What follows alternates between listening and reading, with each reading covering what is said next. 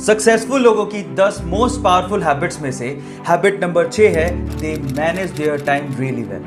Guys, if you want to be successful in your life, this is the most essential part, time management. जब बहुत सारे task आते हैं तो unsuccessful लोग उन टास्क को पूरा ही नहीं कर पाते, वो घबरा जाते हैं. लेकिन सक्सेसफुल लोग अपने टास्क को प्रायोरिटाइज करते हैं. वो मोस्ट वैल्यूएबल टास्क को पहले करते हैं और लीस्ट वैल्यूएबल टास्क को बाद में. वो अपने डेज को, अपने वीक को, अपने मंथ को एडवांस में प्लान करते हैं ताकि आगे कोई दिक्कत ना आए. So this is really very important, time management. Mobile से जब हम लोग पिक्चर्स क्लिक करते हैं तो उसमें बाय डिफॉल्ट एक शटर साउंड आता है. अब इंडियन मार्केट में बिकने वाले मोबाइल्स में तो हम लोग शटर साउंड को ऑफ कर सकते हैं, लेकिन जापानीज मार्केट में बिकने वाले मोबाइल्स में ऐसा कोई ऑप्शन होता ही नहीं है. उसके पीछे का रीजन ये है कि सन 1998 में जब पहली बार जापान में कैमरा मोबाइल को इंट्रोड्यूस किया गया तो उसके अच्छे इस्तेमाल के साथ साथ उसके बुरे इस्तेमाल भी शुरू हो गए. भीड़ भाड़ वाले इलाकों में लड़कियों की छिप छिप कर फोटोज खींचनी शुरू हो गई और वो वायरल होना शुरू हो गई. अब इसी से निजात पाने के लिए और अपनी जापानीज सभ्यता को बचाने के लिए वहां की कंपनीज ने डिसाइड किया कि कैमरा एक्टिविटी के साथ साथ कोई ना कोई साउंड जरूर होना चाहिए, और तब से लेके आज तक वो लोग इसे फॉलो करते हैं. वहां पर कोई भी मोबाइल बिकता है तो उसमें कैमरा के साथ शटर साउंड होता ही है और उसे ऑफ करने का कोई ऑप्शन ही नहीं होता. गाइस, कई लोग होटल्स और कैफेज के अंदर वेटर से अच्छे से व्यवहार नहीं करते. वो लोग ये भूल जाते हैं कि वेटर भी इंसान होते हैं. लेकिन इसका बहुत बढ़िया इलाज फ्रांस के कैफे ने ढूंढ निकाला.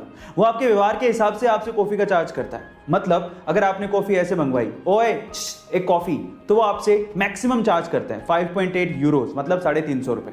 लेकिन अगर आप लोगों ने प्यार से कॉफी मंगवाई, please give me a coffee, तो वो आपसे 3.2 यूरोस यानी कि 200 रुपए के करीब कॉफी का चार्ज करते हैं. लेकिन अगर आप बहुत पोलाइटली बात करते हैं, जैसे कि भैया hello please give me a coffee, तो वो आपसे सिर्फ 1.2 यूरोस मतलब 100 रुपए के करीब ही कॉफी का चार्ज करते हैं. गाइस, जैसा व्यवहार वैसी पेमेंट. क्या आपको भी लगता है कि इंडिया में भी ऐसा? हमारी इंडियन करेंसी रुपए का ये सिंबल आप लोग कब से देख रहे होंगे, लेकिन क्या आपने कभी सोचा कि इस सिंबल को डिजाइन किसने किया? गाइस, फैक्ट आपकी नॉलेज को बढ़ाता है और नॉलेज अपने आप में एक मोटिवेशन होता है. क्या पता आप भी अमिताभ बच्चन के साथ हॉट सीट पे बैठे हो और यही सवाल 1 करोड़ रुपए के लिए आपसे पूछा गया हो. इसलिए ध्यान से सुनिएगा. इस सिंबल को डिजाइन किया है उदय कुमार धर्मलिंगा ने, जो कि IIT गुवाहाटी में डिजाइन डिपार्टमेंट में हेड हैं, और इसे 15 जुलाई 2010 को गवर्नमेंट ने यूज करने की परमिशन दे दी थी. यह बात है सन 1999 के क्रिकेट वर्ल्ड कप की, जो कि इंग्लैंड में हुआ था. भारत अपना पहला मैच साउथ अफ्रीका से पहले हार चुका था और अब वो लोग जिम्बाब्वे के खिलाफ दूसरे मैच की तैयारी कर रहे थे. इतने में ही टीम के स्टार बैट्समैन सचिन तेंदुलकर को पता लगता है कि उनके पिताजी का देहांत हो गया है और उन्हें वर्ल्ड कप बीच में छोड़ के ही इंडिया वापस आना पड़ता है. और पीछे से इंडिया सचिन तेंदुलकर के बिना अपना जिम्बाब्वे से सेकेंड मैच भी हार जाती है.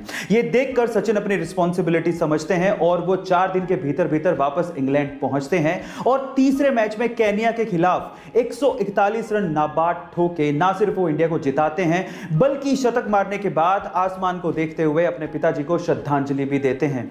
ये मोमेंट आज भी देख के गर्व महसूस होता है. आपकी जिंदगी की दूसरी ऐसी चीज जिसको लेके आपको कभी भी रिग्रेशन फील नहीं करना है, वो है फॉलो योर ड्रीम्स.